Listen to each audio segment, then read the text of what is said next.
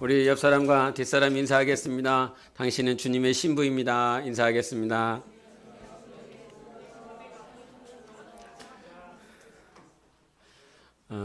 벌써 2022년 10월 중반을 향해서 달려나가고 있습니다. 2022년 잘 마무리하셔서 주가 하나님 됨을 볼지어다 라고 하는 이 말씀, 이 표가 여러분 삶 가운데 경험되어지시기를 바랍니다. 디트리 본 해퍼라고 하는 독일 목사님 얘기를 잠깐 하면서 오늘 말씀을 전하고 싶습니다. 1900년도 초에 목사로서 하나님께 부름을 받아서 사셨던 분인데, 이분이 당신의 글에 적어놓은 글들을 함께 읽어봤으면 좋겠습니다. 같이 읽어보십시다. 시작. 그리스도인은 날마다 많은 시간을 비기독교적 환경 가운데서 홀로 지내야 합니다. 이 시간은 검증의 시간입니다. 이 시간은 우리의 묵상 시간이 참된지, 우리의 공동체가 참된지 시험해 보는 시간이기도 합니다. 바로 여기서 묵상 시간이 그리스도인을 비실제적인 세계로 인도한 것인지, 아니면 하나님의 실제적 세계로 인도한 것인지 결정됩니다. 묵상 시간이 당신을 일상생활로 돌아오면 곧 사라지고 말 영적 황홀경 상태에 잠시 빠져 있게 한 것입니까? 아니면 당신의 마음속에 하나님의 말씀이 아주 선명하고 깊이 드리워져 하나님의 말씀이 온종일 당신을 붙들어 줘 사랑을 행하고 순종하여 선행을 하도록 만들었습니까? 오직 당신의 하루만이 여기에 대해 판단할 수 있을 것입니다. 이렇게 목사님께서 기록한 글입니다. 1900년도에 독일 교회라고 하는 건 히틀러와 나치에 의하여 처참하게 짓밟힌 그런 영적으로 굉장히 힘들었었던 시간들입니다. 그래서 이분은 히틀러를 적그리스도라고 표현을 했습니다. 그리고 나치가 지배하고 있었던 그 시대 가운데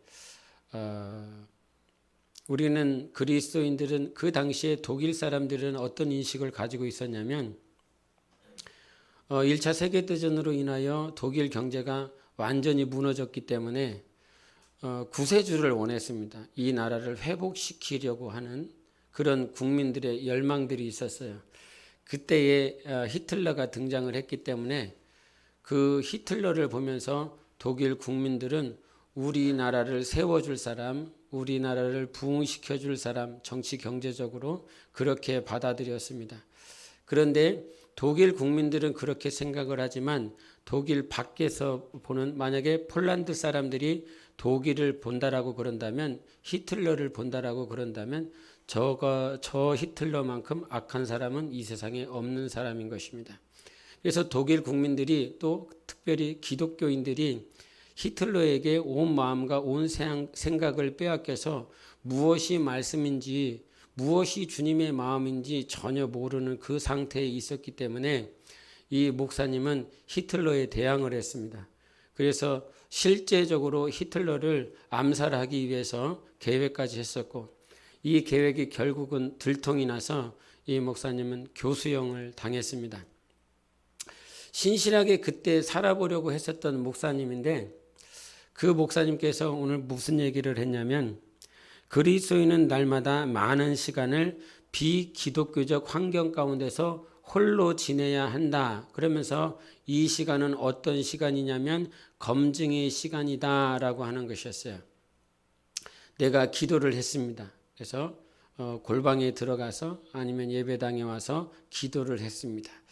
그 기도가 진짜인지 아닌지 나는 그 자리에서 기도했습니다. 여러분도 오늘 예배 전에 기도를 하셨지 않습니까? 무엇인가 하나님 앞에 기도를 올려드렸는데, 그 기도가 지금 이 기도하는 그 시간이 진짜 기도가 아니라 정말 하나님께 기도했는지 안 했는지를 살펴볼 수 있는 시간이 언제라고요? 이 기도하는 시간이 아니라 기도를 마치고 난 다음의 시간이 내가 정말로 하나님 앞에 기도했는지를 점검할 수 있다라고 하는 것입니다. 그래서 맨 마지막에 어떤 얘기를 하셨냐면 오직 당신의 하루만이 여기에 대해 판단할 수 있을 것입니다 라고 하는 거예요. 기도 시간이 아니라 찬양하는 시간이 아니라 예배 시간이 아니라 그것을 다 마치고 난 다음에 삶으로 돌아갔을 때가 진짜 여러분이 하나님 앞에 기도했는지 안 했는지를 살펴볼 수 있는 시간이라는 것입니다.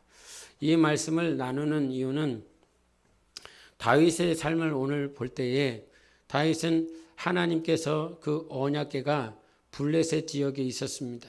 그 블레셋 지역에 있었을 때에 언약궤를 어떻게 해서든지 다윗성으로 가져오고 싶은 갈망들을 가지고 있어요. 즉 하나님을 자기 성으로 하나님의 임재를 하나님의 기름 부음을 하나님의 역사를 자기 성으로 자기 나라로 인도하고 싶은 거룩한 갈망이 있었습니다. 그 언약궤가 다윗성으로 들어올 때 여러분도 잘 아시는 것처럼 그는 자기 와이프에게 또 일반 백성들에게 속옷을 보일 만큼 자기의 치부를 보일 만큼 너무 기뻐서 주님을 찬양하였고 많은 백성들과 함께 제사를 드리며 찬양하며 춤을 췄습니다. 왕이 춤춘다라고 하는 건 우리 한국 유교 사회에서도 마찬가지고 그 이스라엘 사회에서도 마찬가지로 굉장히 힘이 들고 자존심을 꺾어야 되고 인격을 내려놔야 되는 그런 부분입니다. 그럼에도 불구하고 다윗은 춤을 추며 치부를 드러내며 하나님의 오심을 하나님의 언약궤를 그렇게 환영했습니다. 그렇게 환영하고 하나님 앞에 섰었던 그 다윗의 모양이 오늘 사무엘하 11장, 12장, 13장에 연이어서 이 다윗의 모양을 이렇게 보게 됩니다. 다윗의 모양을 보게 되면서 아마 제 생각으로 제 성경을 볼 때에 많이 힘이 들고 어려운 순간들이 있었지만 이 다윗의 평생의 시간 가운데 가장 고통스럽고 가장 기억하고 싶지 않은 시간들을 지금 통과하고 있습니다. 그러면서 저는 오늘 말씀을 준비하며 다윗의 삶 가운데에서 그렇게 하나님의 춤추며 찬양할 수 있었던 영상, 그 언약궤 하나만으로도 그가 기뻐하며 감사할 수 있었던 그 영성, 와이프가 뭐라고 바라보든 와이프가 뭐라고 생각하든 뭐라고 욕을 하든 그것과 전혀 상관없이 하나님으로만 만족했었던 그 다윗의 영성이 어느 순간 이와 같이 굉장히 아프고 슬프고 고통스러운 시간을 통과해야 되는, 그러면 이것은 도대체 진짜가 무엇인가라고 하는 것입니다. 진짜가 어떤 것이 진짜 다윗의 영성인가? 지난번에도 잠깐 말씀을 나누었지만 우리는 믿음의 영적 생활을 할 때 높낮이가 있습니다. 우리가 기쁘고 감사하고 내가 원하고 희망하는 방향을 향하여 이루어졌을 때는 모든 믿음이 자기 안에 있는 것 같고 자기만큼 충만한 사람이 세상에 없습니다. 그러나 고난과 고통의 터널을 지나가 보면 그제서야 자기의 진짜 믿음이 나옵니다. 그 믿음이 통과되어져야 될 그 시간 속에서 나는 춤출 수 있는가? 나는 감사할 수 있는가? 오늘 찬양 중에 저는 기쁘고 감사했었던 것은 무엇이냐면 하나님이 쇠를 단련할 때에 그 쇠를 풀무불에다가 반드시 넣을 수밖에 없다는 것입니다. 풀무불에다가 그 쇠를 넣지 아니하면 이것이 넣기 전에는 단단한 것 같고 무슨 일도 잘 할 수 있을 것 같고 농사에도 쓸 수 있었고 또 이렇게 무기로도 쓸 수 있는 그런 재료가 될 것처럼 보이지만 정작 그것이 단련되어지지 않으면 농사를 지을 때도 쓸 수 없고 무기로도 사용할 수 없다는 사실을 그제서야 발견을 합니다. 그런데 토기장이는 그 풀무에 그 쇠를 계속 넣습니다. 어느 영상에 보니까 50년 동안 아버지의 대를 이어서 이 대장간을 운영하시는 분이 있더라고요. 이미 그분도 50이 훌쩍 넘었는데 아버지의 아버지로부터 50여 년이라고 하는 그 시간을 배웠다는 거죠. 근데 그분은 이 쇠를 어느 분이 이 터키에서 쓰는 귀한 칼날을 만들어 달라고 그러면서 이 칼에 막 아름다운 꽃무늬가 막 들어가 있습니다. 그런데 이 꽃무늬를 살려내어서 이와 같은 칼로 만들어 달라라고 이렇게 부탁을 하더라고요. 그런데 그 부탁하는 모양을 보면서 그분은 어떻게 만든지를 아는 것이죠. 이 터키에서 만들어진 이 칼인데도 불구하고 이것을 보여주면서 이 한국 땅에서 만들 수 있겠느냐라고 물어보니까 이건 어떻게 하는지를 알고 있더라고요. 근데 그 알고 있는 그 방법들을 따라서 이렇게 하다 보니까 계속 불에다가 넣었을 때 언제 꺼낼지를 알더라고요. 이 새가 들어가면 달궈지지 않습니까? 그러면 나는 언제 꺼내야 될까? 그런 생각들을 할 수밖에 없는데 그분은 딱 넣자마자 어느 정도 시간이 지나고 난 다음에 그 새가 어떤 빛깔을 내자 그것을 꺼낸다라고 하는 그 시점을 알더라는 사실이에요. 하나님이 성경에 우리를 빚으신다라고 말씀해 주셨어요. 그 빚으시는 하나님이 나를 풀무에 집어넣으시고 언제 꺼낼지를 잘 아십니다. 그리고 다시 한번 언제 집어넣어야 될지를 또한 아시는 하나님이세요. 그래서 우리가 하나님 앞에 감사하다. 정말 내가 주님 감사합니다. 라고 고백할 수 있는 건 오늘도 나를 포기하지 아니하시고 단련하시는 하나님 때문이라는 사실이에요. 다윗이 이 시간 가운데 가장 처절하게 힘이 들고 어려웠었던 시간들입니다. 그럼에도 불구하고 이가 시편 23편 4절에 이런 고백합니다. 같이 읽어보십시다. 시작. 내가 사망의 음침한 골짜기로 다닐지라도 해를 두려워하지 않을 것은 주께서 나와 함께 하심이라. 주의 지팡이와 막대기가 나를 안위하시나이다. 아멘.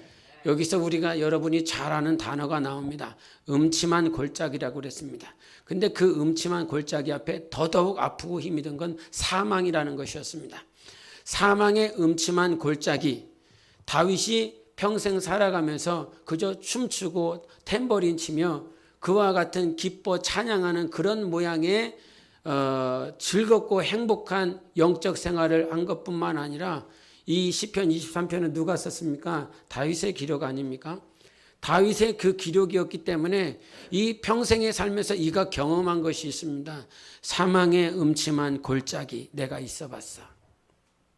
숨이 쉬어지지 않아. 일어나지가 않아. 눈을 뜰 수가 없어. 죽고 싶은 심정이야. 그와 같은 시간들. 아마 인생을 살다 보니까 그런 시간들이 한두 번은 오는 것 같습니다. 여러분은 언제 자기의 삶이 이렇게 고통스럽고 이렇게 고난스러웠습니까? 저에게도 그런 시간이 있었습니다. 이 삶이 무슨 의미가 있겠는가? 이 삶이 어떤 의미, 어떤 방향, 어떤 목적, 그것에 대해서 회의감이 들고 어려웠었던 순간들이 있었습니다. 그런데 그 시간들을 통해서 다윗 역시 이와 같은 시간들을 보냈는데 사망의 음침한 골짜기에 내가 있어 봤는데 그 과정을 겪어보니까 그때 하나님께서 주의 지팡이와 막대기로서 나를 안위하셨다는 것입니다. 나를 평안하게 하시고 나를 위로하시고 보호해 주셨다는 사실을 나중에 안 것입니다. 지금 내가 사망의 음침한 골짜기를 다니고 있어서 너무 힘이 들고 어렵고 삶의 의미와 내가 왜 교회를 다녀야 되고 내가 왜 영적 생활을 해야 되며 내가 왜 기도를 해야 되는지 예배를 해야 되는지 모를 만큼 힘이 들고 어렵다면 다시 한번 다윗이 걸어갔었던 그 시간에 사망의 음침한 골짜기가 있지만 하나님께서 오늘도 우리에게 평안을 주시고 위로하여 주신다. 우리를 지켜주신다라고 하는 이 믿음이 여러분 안에서 새로워지시기를 바랍니다. 하나님은 우리가 사망 가운데 있다 할지라도 하나님은 살아계십니다. 살아계신 하나님께서 이 세대가 없어질 것처럼 흑암이고 어둠이라고 할지라도 그 안에 하나님은 여전히 계십니다. 엘리야만 죽이면 이 마지막 때의 아합 시대에 선지자가 다 사라지고 없어집니다. 저놈 하나만 죽이면 된다. 그래서 엘리야가 광야로 도망가서 하나님 내 목숨 거둬달라고 이렇게 살 수 없습니다 라고 자기 삶을 포기하려 했을 때 하나님께서 로마서에 통해서 하시는 말씀이 무엇입니까? 바알에게 무릎 꿇지 않은 7천인이 있단다. 자기만 없어지면 사라질 것 같은 영적의 암흑기, 정말 영혼의 암흑기와 같은 사망의 시간을 보내고 있었을 때 자기는 안 보이죠. 나만 죽으면 끝나는 이 북이스라엘, 없어져 버릴 것 같은 교회, 없어져 버릴 것 같은 나의 가정, 없어져 버릴 것 같은 나의 자녀들, 너무나 보이지도 않는 미래와 비전들. 그런데 하나님이 오셔서 말씀하십니다. 너만 혼자 있는 것이 아니라 바알에게 무릎 꿇지 않은 7천인을 내가 예비해 놨어 라고 말씀하시는 것이지요. 하나님은 여러분 삶 가운데 어둠만 있는 것이 아니라 이 어둠 중에서도 보이지 않는 환경 가운데서도 여전히 일하고 계십니다. 가끔 오는 카타콤 선교회의 그 소식지를 이렇게 보게 되면 이상 목사님, 북한 선교하시는 그 이상 목사님의 이렇게 글을 보게 됩니다.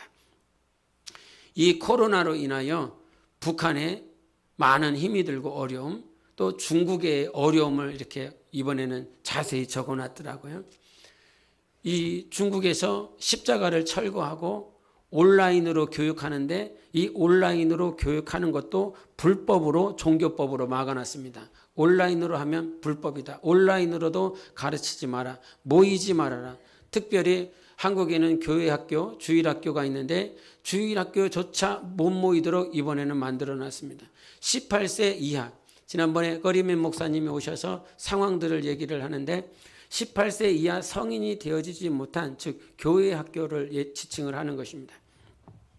그 교회 학교는 이 성인이 되지 않았기 때문에 부모가 이 미성년자들에게 종교를 강요할 수 없고 기독교 예수를 전할 수 없다라고, 그래서 교회 자체에도 교회 학교가 전혀 없는 그 상황들을 말씀을 하고 있더라고요.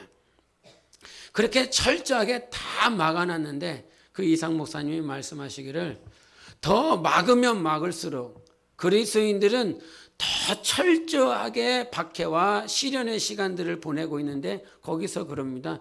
더 믿는 자들이 모이기에 힘쓰고 더 하나님을 갈급하고 더 갈망하고 어떻게 하면 예수 그리스도에 대해서 들을까? 예수가 누구인지 알 수 있을까? 중국에서 성경을 다 바꿔버렸습니다. 다 바꿔, 이렇게 말씀 자체를 다 바꿔나가고 있습니다. 그래서 진짜 성경이 없다는 거야. 이 삼자교회 내에서도 성경을 보급하지 않는다는 것입니다. 그러니까 삼자교회든 아니면 가정교회든 성도들이 더 갈망하고 있는 건 성경을 좀 보내달라고, 성경을 받고 싶다고. 우리에게는 너무 의아한 소식인 것 같지만 그들에게는 성경이 없습니다. 나라가 성경을 가질 수 없도록 만들어 놓고 있습니다. 그래서 그분이 말씀하시더라고요.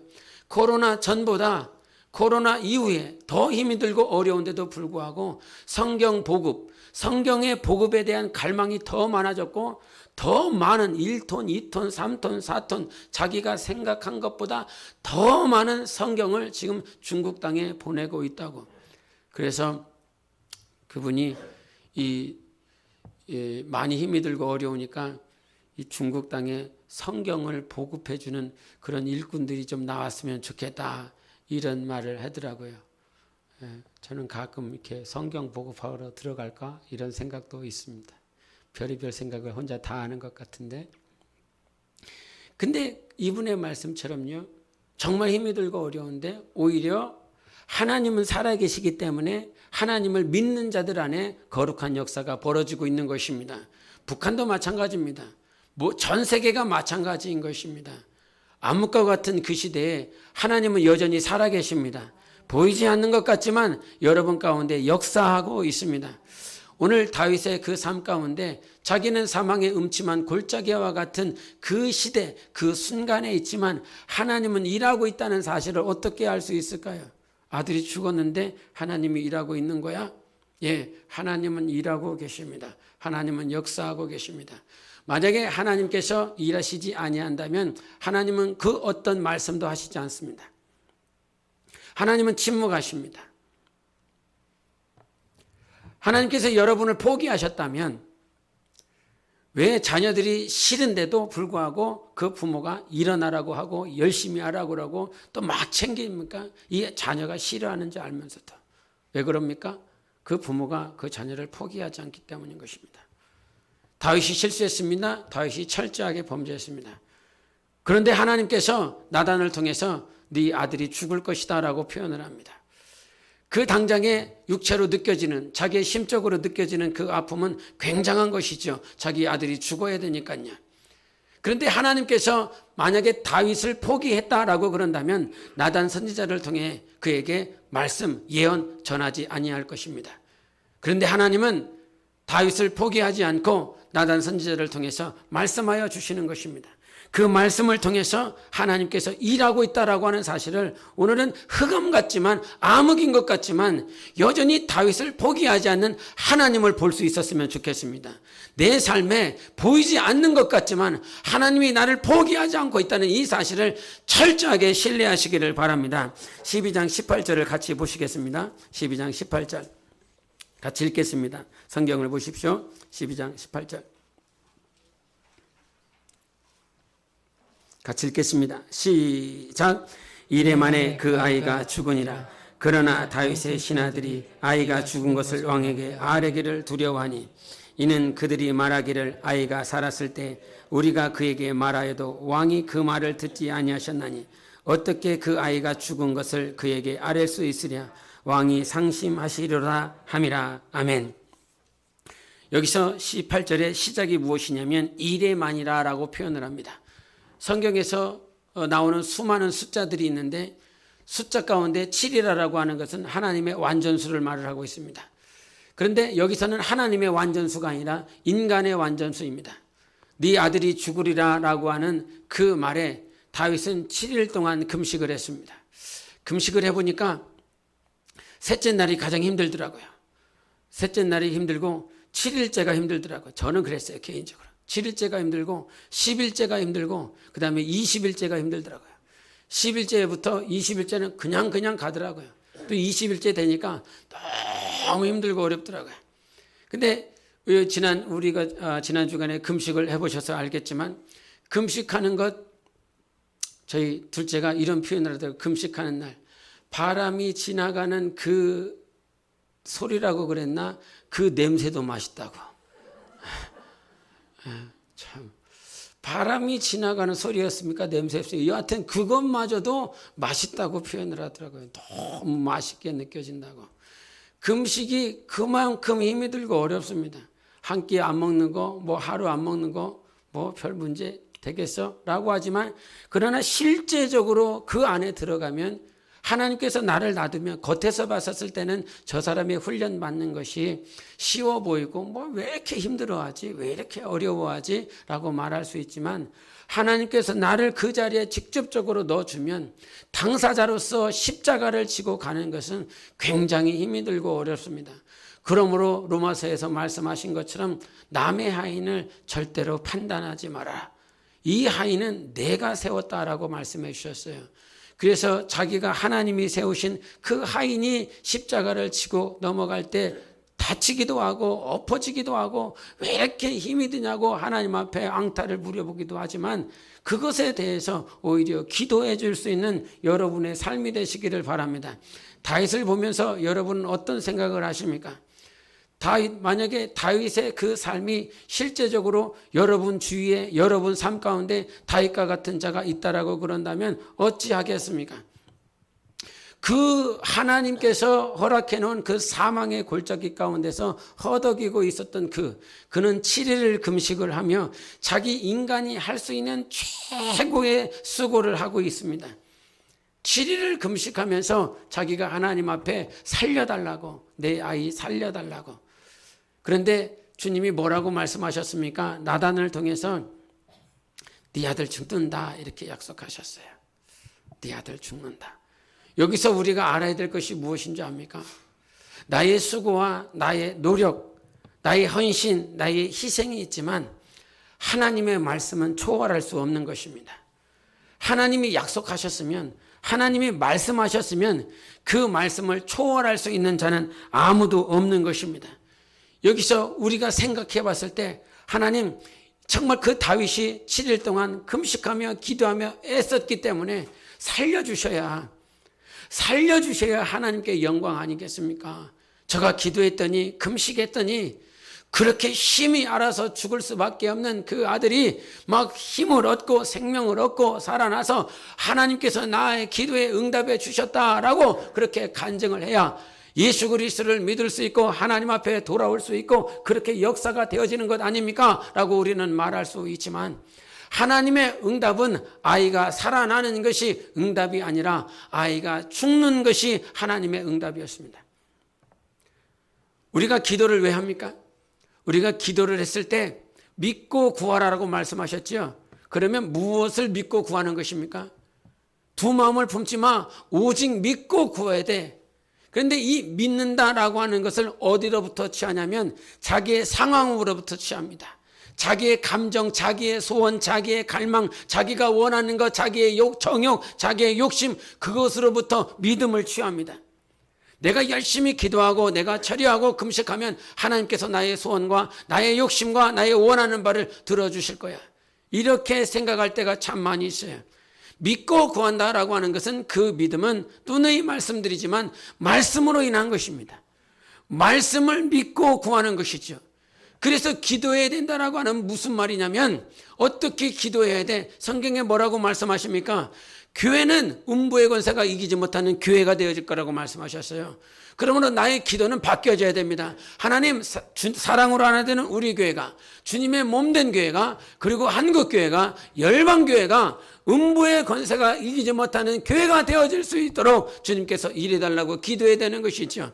땅끝까지 이르러 복음을 증거하고 제자를 삼으라라고 주님께서 말씀하셨기 때문에 이것을 맡고 있는 사단의 권세를 무찌르고 이길 수 있도록 하나님 제자를 양육하게 도와주시옵소서.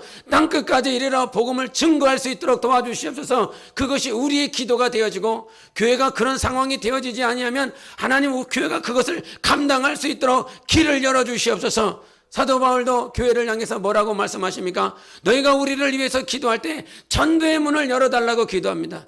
기도해달라고 그렇게 부탁을 합니다. 왜 그렇습니까? 하나님께서 때를 얻든지 묻었든지 너는 말씀을 전파하라라고 말씀해 주셨기 때문에 말씀에 근거하여 그와 같이 기도를 부탁하고 중보 기도를 하는 이유가 거기 있는 것이죠.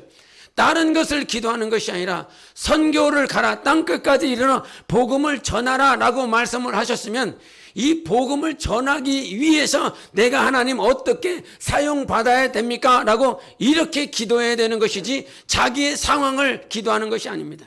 자기가 원하는 것을 기도하는 것이 아니라 하나님 교회가 어떻게 하면 제자 양육하는 일에 사용받을 수 있습니까? 어떻게 하면 내가 선교에 사용받을 수 있습니까? 2023년도 필리핀에 가서 하나님의 나라 복음을 증언하고 하나님의 나라를 세우라고 교회를 통해서 명령하여 주셨습니다. 그 명령이 하나님의 뜻이라고는 생각하지 않죠. 하나님의 명령이라고 말씀하시지 않죠. 불기둥과 구름기둥을 이제 움직여서 선교하러 가라라고 말을 하는데 저 구름기둥과 불기둥이 가다가 어떤 환경이 내 마음에 원하는 대로 움직여지면 하나님 불기둥과 구름기둥이 움직일 때 따라가겠다라고 말씀하겠습니까? 그러지 않다 이 말이죠. 불기둥이 움직이라고 그랬으니까 구름기둥이 움직이라고 그랬으니까 내 상황과 내 형편은 이렇다라고 할지라도 그 구름기둥과 불기둥이 움직여지는 일에 내가 기도해야 되는 것이죠. 그래서 기도해야 될 제목을 자기의 상황, 자기가 원하는 것, 자기가 바라는 것에서 기도 제목을 취하는 것이 아니라 하나님이 주신 명령을 따라 기도할 수 있어야 되는 것입니다. 할렐루야. 하나님이 교회를 통하여 하나님께서 성령으로 우리에게 무엇을 말씀하셨는지 그것을 놓고 기도해야 되는데 다른 것을 놓고 기도하다 보니까 상황이 됐나 안 됐나, 형편이 됐나 안 됐나 그것을 바라보고 있는 것입니다. 하나님은 말씀을 주시면 그 말씀을 이루시는 하나님이신 것입니다. 그래서 이 말씀이 이루어지는 일에 교회가 사용받아야 되고 가정이 사용받아야 되고 여러분 영혼이 사용받아야 되는 것입니다. 그래서 여러분께서 날마다 알아야 될 것은 오늘도 다윗의 기도는 방향이 바뀐 것이지요. 하나님은 죽이겠다라고 이미 얘기를 했는데 다윗의 기도는 살려달라고 말을 합니다. 결국은 다윗 편에 봤을 때 하나님께서 응답하지 아니한 것이 하나님의 응답이었습니다. 다윗의 기도의 무응답이 하나님의 응답이었다라고 하는 사실입니다. 그러면 하나님께서는 다윗의 편에서 봤을 때 왜 무응답으로 응답하셨습니까? 그 사실을 시편 51편에 말을 하는 것 아닙니까? 사무엘하 12장에 있는 그 사건들을 통해서 다윗은 자기가 하나님 앞에 기도하는 것이 바뀌었어요. 기도 제목이 완전히 바뀌어버렸어요. 살려달라고 기도했었던 자기 아들을 향하는 간절한 기도가 이제 어떻게 바뀌었는지 시편 51편 6절과 10절을 보십니다. 시작. 보소서, 주께서는 중심이 진실함을 원하시오니 내게 지혜를 은밀히 가르치시리이다. 하나님이여, 내 속에 정한 마음을 창조하시고 내 안에 정직한 영을 새롭게 하소서. 아멘. 이 기도가 자기 아들을 위한 기도, 가정을 위한 기도, 자기 나라를 위한 기도, 그렇게 자기를 위한 기도였다가 이제 하나님께서 무엇을 원하셨는지, 왜 하나님께서 무응답으로 응답하셨는지 알고, 그래서 시편 21편은 1편은 자기가 바세바를 범하고 난 다음에 하나님 앞에 기도하는 제목이 다 이 기도 제목인 거예요. 그래서 하나님의 뜻을 알았어요. 왜 하나님께서 이와 같이 응답하셨어요? 6절을 다시 한번 읽어보십시다. 시작. 보소서, 주께서는 중심이 진실함을 원하시오니 내게 지혜를 은밀히 가르치시리이다. 하나님의 원하심이 무엇이었습니까? 중심이 진실하기를 원했다는 거예요. 속 사람이 진실되어지기를 원했다는 거예요. 겉으로는 막 언약궤가 왔을 때 춤추고 기뻐하고 찬양하는 그런 표면적인 모양들이 백성들에게 보였고 미갈 아내에게도 보였습니다. 그러나 그것이 진짜가 아니더라고요. 진짜 신앙이 아니더라고요. 그 사망의 음침한 골짜기에다가 집어넣고 난 다음에 그제서야 다윗의 진짜 모양이 드러났어요. 하나님은 오히려 이것을 더 기뻐하셨을지 모르겠습니다. 잘되고 형통하고 범사가 잘 되어졌을 때 하나님 감사합니다, 찬양했었던 그 모양보다 이제 무응답으로 자기는 굉장히 괴롭겠죠. 아들이 죽었으니까요. 아들이 죽은 그 고통을 그 어떤 것으로도 바꿀 수 없다라고 세상 말하고 있고 또 그렇게 느껴집니다. 근데 왜 하나님은 무응답하셔? 나는 네 겉모양을 원하는 것이 아니라 네 마음이, 네 중심이 진실했으면 좋겠어. 나는 네 모양을 볼 때 겉모양 보지 않아. 네 중심만 보고 있어. 네가 가난하게 살든 아니면 부유하게 살든 나는 그것에 관심이 없어. 네가 장수하든 아니면 단명하든 나는 그것에 관심이 없어. 오늘 네 마음, 네 중심이 나를 향하여 진실하냐? 이런 말씀을 주님께서 이것을 원하셨구나. 주님이 나에게 원하신 것이 이것이구나. 10절도 한번 더 보십시다. 시작. 하나님이여, 내 속에 정한 마음을 창조하시고 내 안에 정직한 영을 새롭게 하소서라고 말씀하세요. 창조해달라는 거예요.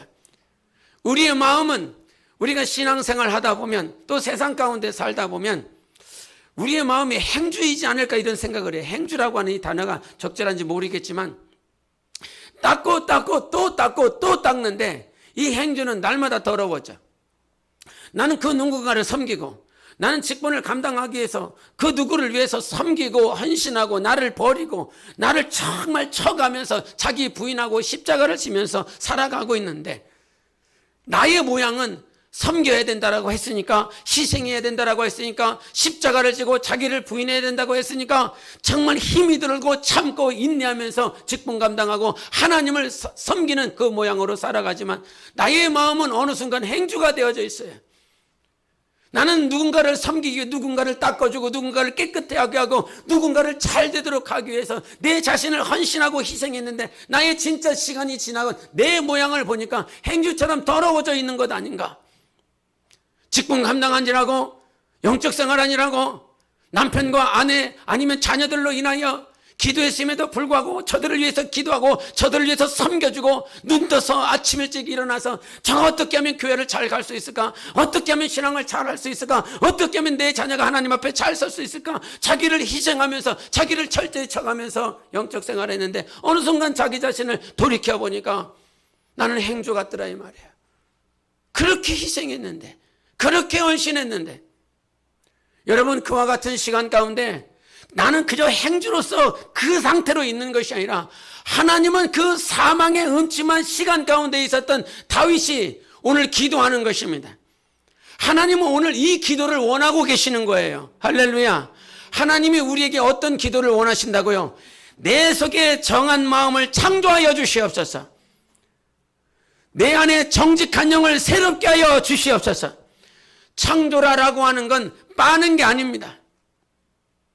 이 걸레를 깨끗한 물에 빠는 것이 아니라 이 말입니다. 식탁을 닦고 난 그 행주를 다시 물에 빠는 것이 아니라 창조는 완전하게 다시 탄생하는 것입니다. 다시 만들어지는 것입니다. 그래서 하나님 앞에 무엇을 기도해야 되느냐?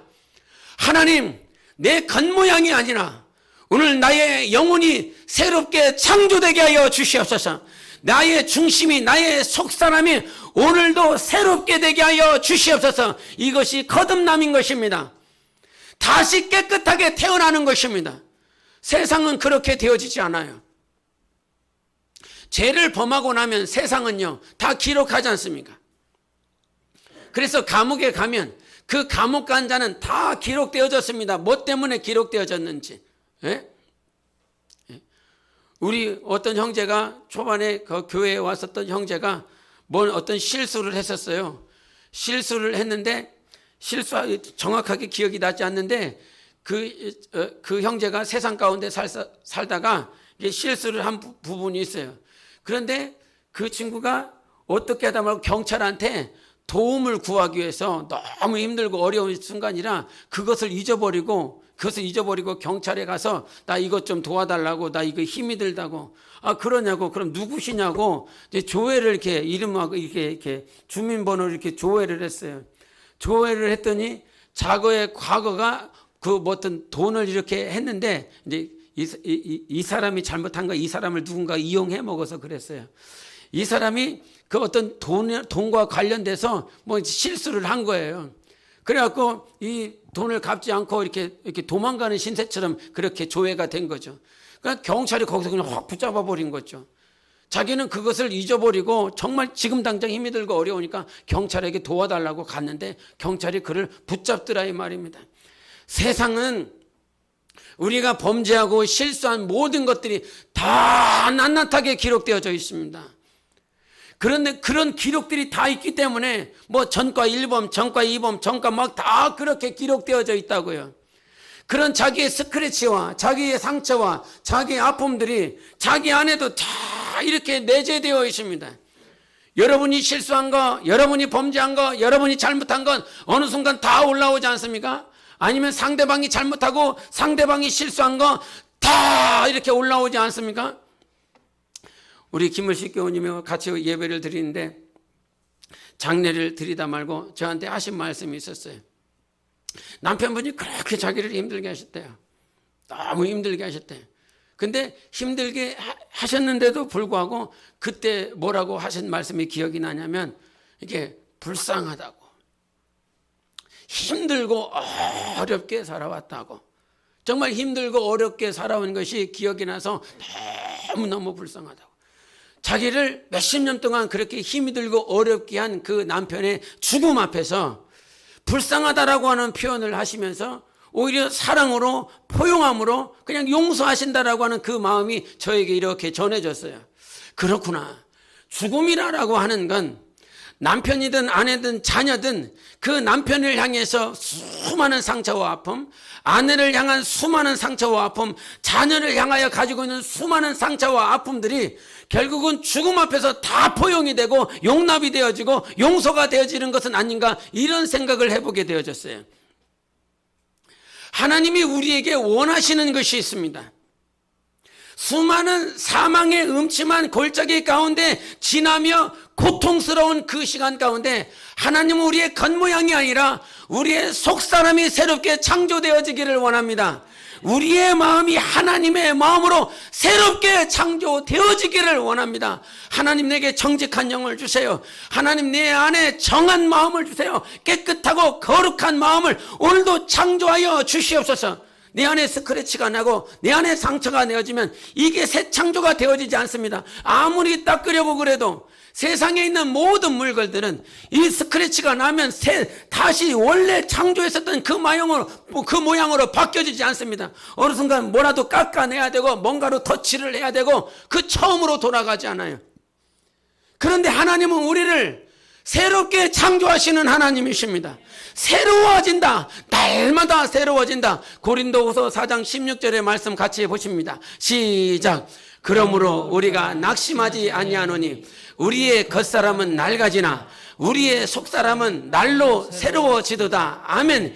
여러분, 하나님은 오늘 우리의 영혼을 새롭게 만드시는 분이십니다. 겉사람은 낡아지지만 우리의 속사람은 날로 매일매일 새로워지겠다라고 말씀하셨습니다. 우리 안에 있는 수많은 것들이 정말 하나님의 그 정한 영, 성령으로 인하여 다 무너지고 정직한 영으로 일어나시기를, 정한 마음으로 일어나시기를 예수 이름으로 축원합니다. 그 과정 가운데서 이 다윗이 경험했었던 것은 무엇이냐면 죄와 죄에 대한 결과였어요. 그 죄의 결과가 무엇이었냐면 자기 아들의 죽음이었다는 사실입니다. 여러분, 죄를 지으면 죄로 인한 수많은 아픔과 상처를 가질 수밖에 없어요. 죄를 지으면 그 상처와 아픔을 가질 수밖에 없어요. 새롭게 한다라고 하는 말씀과 이 죄로 인한 아픔과 상처를 경험한다라고 하는 것이 동일한 거예요. 다른 것이 아니에요. 이 다윗에게는 어떤 죄로 인한 아픔과 상처가 있습니까? 자기의 실수, 자기의 범죄, 자기의 악함으로 인하여 자기 아들이 죽어야 되는 그런 고통을 경험하게 됩니다. 제가 이 말씀 준비하면서 주님께 이런 질문했어요. 하나님, 다윗은 그렇다 치고 죽은 아이는 무슨 죄가 있습니까? 다윗이 범죄했지 않습니까? 다윗이 범죄했지 이 아이가 범죄한 것 아니지 않습니까? 왜 이 아이는 죽어야 됩니까? 다윗을 죽여야 되는 것 아닙니까? 왜 이 아이를 죽입니까? 아이가 남과 동시에 7일 있다가 그냥 죽어버렸어요. 주님께서 이 아이는 어떻게 될지 그건 하나님만 아시죠. 전 정답을 모르겠어요. 알 수가 없어요. 이 죽은 아이에 대한 결과는 하나님께서 최종적으로 아실 것이라 저는 그 결과는 모르겠습니다. 그런데 주님께서 가르쳐 주신 것이 무엇이냐면 이 아이를 희생해서 이 아이를 죽여서까지라도 하나님께서는 누구를 세우고 싶으냐면 다윗의 영성, 다윗의 영혼을 세우시고 싶으셨다는 거예요. 이것만큼은 정확하다는 것이었어요. 그래서 육신의 기도가 아니라, 가정을 위한 기도가 아니라, 자녀를 위한 기도가 아니라 하나님은 내 영혼을 변화시키시기를 원하는구나, 이 사실을 알았다는 것이었고, 하나님께서 이 기도를 받고 있고 이 기도를 하기를 원했다는 사실을 시편 51편을 통해서 알게 되었다는 사실이죠. 그 말은 무슨 말입니까? 이 아이의 희생이 있다라고 할지라도 하나님은 이 다윗의 영혼을 자라나기를 원하세요. 더욱더 단련하시기를 원해요. 이것을 다윗의 그 모양을 우리의 모양으로 바꾼다면 어떻게 되는지 압니까? 여러분의 자녀의 희생이 있었습니다. 누구를 키우기 위해서요? 당신 영혼을 키우기 위해서요. 아무도 돌볼 시간이 없었고, 먹일 시간도 없었고, 케어할 시간도 없었고, 관심 써줄 시간도 없었고, 그런 그 아이의 철저한 외톨이와 같은 시간들, 홀로 쓸쓸하게 있어야 될 그 시간들, 그 누구도 대화해주는 사람이 없고 나에게 관심 써주는 사람이 없었던 그 시간들, 그 아이가 철저하게 홀로 있었던 그 시간들, 왜 그 아이에게 희생이 있어야 됐었습니까? 바로 당신의 영혼을 자라게 하고 싶어서, 우리의 영혼을, 내 영혼을 자라나게 하고 싶어서. 그런데 어느 순간 너는 왜 그러냐? 너는 왜 이 모양이냐? 너는 왜 이와 같은 신앙을 가지고 있느냐? 왜 너는 이거밖에 못하느냐? 이렇게 어느 순간 하나님이 너 성장시키기 위해서 이 아이가 그와 같은 시간들을 보낸 거야. 네 영혼을 성장시키기 위해서 네 남편이 그와 같은 고통의 시간을 보낸 거야. 네 남편을 성장하기 위해서 네 아내가 그와 같이 고통스러운 시간을 보내고 있는 거야 라고 말씀하고 있다는 사실이에요. 이것이 여러분 영혼 안에 들려주시기를 예수 이름으로 축원합니다. 이 말은 여러분 안에 자책을 느끼라는 말이 아니라 하나님은 그만큼 우리의 영혼이 자라나기를 원한다는 사실이에요.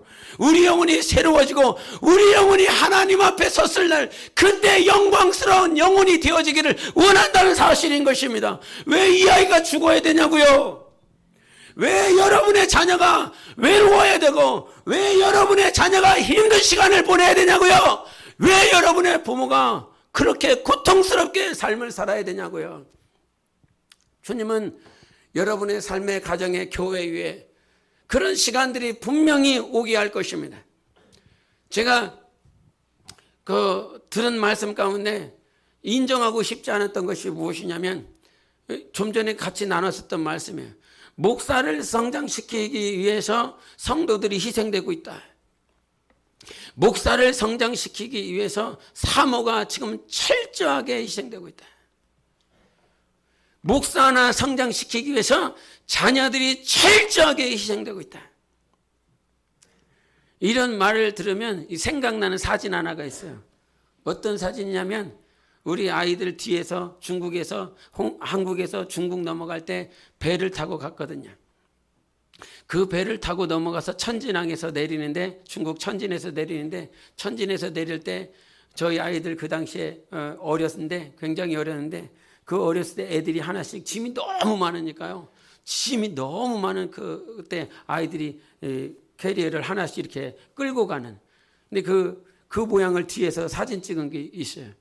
그 모양을 볼 때마다 아버지를 잘못 만나갖고 뭐 다른 아버지를 만났으면 좀 이렇게 비행기 타고 중국에 갔을 뻔했는데 아버지를 잘못 만나니까 배 타고 들어가고 그 배를 또 이렇게 선적을 할 때 막 짐도 막 오르락 내리락 하면서 막 그렇게 했었던 그 시간들을 생각할 때에 나는 시간이 지나면 지날수록 그 말이 너무 맞다는 생각이 들어요. 목사 하나 만들기 위해서 성도들이 얼마나 희생하고 있는지. 정말 어떤 영적인 지도자를 만들어내기 위해서 정말 성도들이. 그래서 가끔 제가 그런 얘기를 하지만 실습전도사로 설교를 할 때 뭐 설교를 얼마나 잘하겠어요. 성경을 얼마나 읽었겠어요. 저 성경 우리 교회에서는 전도사 20도 가면 전도사 준다고 그랬잖아요. 저는 실습 전도사 할 때 몇 도 캐지도 않았어요. 예? 그럼 몇 도 캐지도 않았는데 실습 전도사하고 앞에 와서 설교를 하라고 그러니 설교를 한단 말이죠. 그 설교를 들어주기가 얼마나 힘들었을까? 얼마나 귀가 아팠을까 이런 생각을 해요. 근데 그 지도자 하나 만들기 위해서 성도들이 앉아서 그것을 들어주는 거죠. 들어줬기 때문에 오늘 사랑으로 하나 되는 우리 교회가 여기 있는 것이고 여기에서 또 무엇인가를 하나님의 나라를 위해서 사용받을 수 있는 시간을 우리가 얻은 것이죠. 열매를 그와 같이 얻은 것이죠. 그래서 과거에 있었던 그 교회에 수고한 성도들의 그 정말 노고를 인정합니다. 하나님께서 그와 같은 시간들을 허락해 주셨거든요. 여러분 잊지 마세요. 정말 여러분의 자녀가 얼마나 희생했는지를 알아야 됩니다. 여러분의 부모가 얼마나 희생했는지를 알아야 됩니다. 이 아이의 죽음으로 인하여 다윗이 다시 한번 돌이키고 회개하고 영혼이 성장하고 하나님 앞에 정한 영으로 정직한 영으로 정한 마음으로 설 수 있었다라고 하는 사실이에요. 그러면서 오늘 우리에게 있는 그 희생이 무엇인지 압니까? 바로 예수 그리스도의 희생이 오늘 우리를 만들고 있다는 사실인 것입니다. 예수께서 십자가에 못 박아 죽으셨기 때문에 아버지 하나님께서 우리를 참고 계십니다.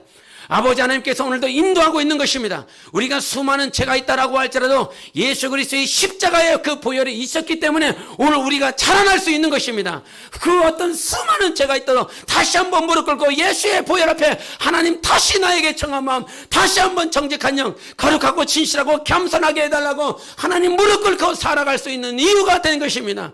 여러분 예수 그리스도가 십자가에서 우리를 살리시고 우리의 영혼이 하나님 아버지 앞에 설 수 있도록 당신이 십자가에서 철저하게 죽어주신 것입니다. 그래서 죄뿐만 아니라 죄의 결과까지 다 담당해 주신 것이에요. 무엇을 담당했다고요? 죄와 죄의 결과까지 다 담당하여 주신 것입니다. 다윗의 이 모양을 보면서 어떤 목사님이 하나님이 죄를 담당을 해주시지만 죄의 결과는 그 다윗이 담당해야 된다. 이 죽은 아이의 모양을 보면서 죄의 결과를 담당해야 된다라고 이렇게 말씀을 하시는 것을 제가 이렇게 듣게 됐어요. 구약적인 관점에 보면 눈에는 눈, 이에는 이기 때문에 그 죄를 범한 자는 죄의 결과까지 다 받아야 되는 것입니다. 철저하게 죽어져야 됐습니다. 그런데 희미하게 이 구약과 신약 안에 들어가서 어떻게 하나님께서 역사하실지를 구약 안에서 간혹 보여주시는 말씀이 있는데 우리 창세기를 잠깐 보시겠습니다. 창세기 4장을 보겠습니다. 같이 읽어보십니다. 시작. 여호와께서 그에게 이르시되 그렇지 아니하다. 가인을 죽이는 자는 벌을 7배나 받으리라 하시고 가인에게 표를 주사 그를 만나는 모든 사람에게서 죽임을 면하게 하시니라. 이거 무슨 말입니까? 가인이 아벨 죽였습니다. 죽였으면 가인 역시도 어떻게 해야 됩니까? 죽어야 되는 것입니다. 그것이 구약적인 관점이고 율법에 의한 법인 것입니다. 그런데 하나님께서는 가인에게 무엇을 주십니까? 표를 주십니다. 표를 주시고 이 가인을 살리십니다. 이 말은 무슨 말이냐면 죄를 용서하실 뿐만 아니라 죄의 결과까지라도 하나님께서 용서해 주신다는 사실이에요. 그래서 구약적인 관점에서 보면 죄를 용서받은 것과 죄의 결과는 네가 스스로 죄에 대하여 책임을 져하고 형벌을 받아야 된다라고 하는 일부가 그렇게 용인되어지고 받아들여야 될 것이지만 우리는 지금 예수 그리스도의 희생, 예수 그리스도의 십자가가 있는 것입니다. 그 십자가 때문에 하나님께서 다 이루으셨다 말씀하셨어요. 십자가에서 요한복음 19장 37절 보겠습니다. 같이 보십니다. 요한복음 19장 시작. 예수께서 신 포도주를 받으신 후에 이르시되 다 이루었다 하시고 머리를 숙이니 영혼이 떠나가시니라. 예수는 다 이루셨습니다. 아버지의 모든 뜻을 다 이루셨어요. 죄와 죄의 결과를 다 성취하시고 십자가에다가 다 못 박은 것입니다. 그래서 그 구약적인 관점에 의하여 죄의 결과는 네가 감당해. 죄의 결과는 네가 감당해. 그렇다고 한다면 어떻게 해방받을 수 있습니까? 어떻게 자유할 수 있습니까?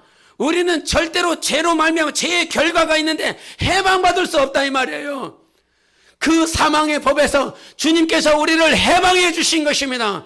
그래서 우리가 찾아봐야 될 말씀이 무엇이냐면 주님께서 우리에게 질병을 담당해 주셨어요. 죄로 인한 결과가 질병인데 우리 베드로서 봅니다. 베드로 시작. 친히 나무에 달려 그 몸으로 우리 죄를 담당하셨으니 이는 우리로 죄에 대하여 죽고 의에 대하여 살게 하려 하심이라. 그가 채찍에 맞음으로 너희는 나음을 얻었다고 그랬어요. 죄를 주님께서 담당해 주실 때 우리에게 있는 질병을 주님께서 담당해 주신 것입니다. 죄와 죄의 결과를 담당해 주셨어요. 저주도 담당해 주셨다고 갈라디아서 말씀하십니다. 시작. 그리스도께서 우리를 위하여 저주를 받은 바 되사 율법의 저주에서 우리를 속량하셨으니 기록된 바 나무에 달린 자마다 저주 아래 있는 자라 하였음이라. 아멘. 저주에서 우리를 어떻게 말씀하셨어요? 속량하셨어요. 주님께서 나무에 달리실 때 우리의 저주를 다 담당해 주신 것입니다. 이 저주를 이길 수가 있단 말이에요. 그래서 내가 범죄하고 내가 아픔이 있고 사고가 있고 사건이 있고 수많은 고통과 아픔이 있는데 예수 그리스도의 보혈로 말미암아 그 모든 저주를 이길 수 있는 것입니다. 예수의 보혈 외에는, 예수의 십자가 외에는 여러분 삶 가운데 원수가 가져다는 그 저주를 이길 수가 없어요. 예수만이 이길 수 있어요. 마지막으로 가난을 담당하신 예수 같이 읽습니다. 시작. 우리 주 예수 그리스도의 은혜를 너희가 알거니와 부유하신 이로써 너희를 위하여 가난하게 되심은 그의 가난함으로 말미암아 너희를 부유하게 하려 하심이라. 아멘. 주 예수께서 십자가를 담당하시고 이 땅에 오셔서 가난케 되시면 우리를 부유하게 하려 함이라 말씀하여 주신 것입니다. 그래서 하나님은 오늘도 가난한 모든 자들, 그래서 주님 앞에 물어보는 거죠. 그러면 주님, 가난을 담당해 주셨는데 필리핀 애들은요?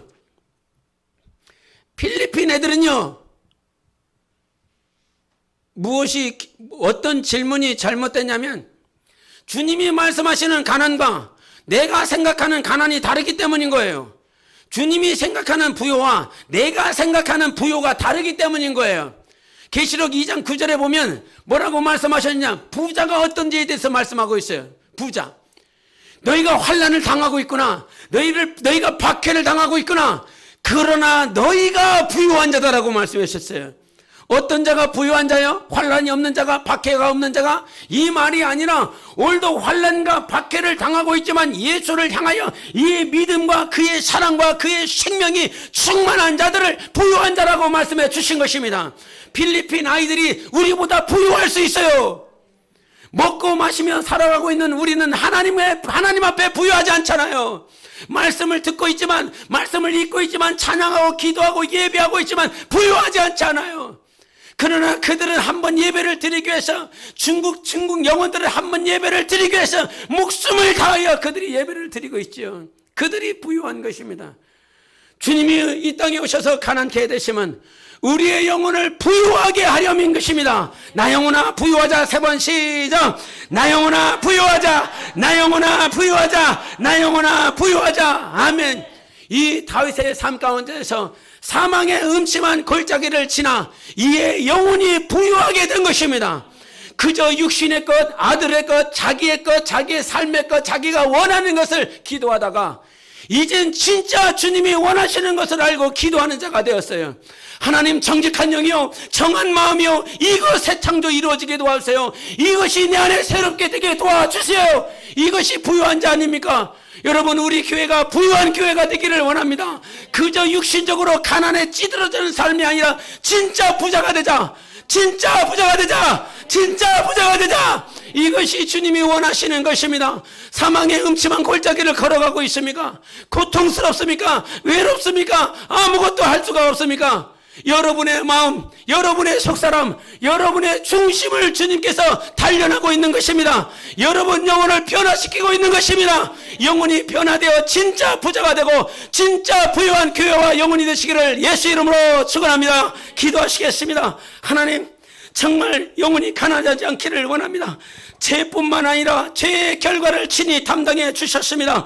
예수의 십자가 앞에 나아가게 도와주시옵소서. 진짜 주님을 갈망하고 진짜 정직한 영으로 새롭게 하여 주시옵소서. 정한 마음이 우리 안에 새 창조와 새롭게 되어질 수 있도록 여시옵시고 기도합니다.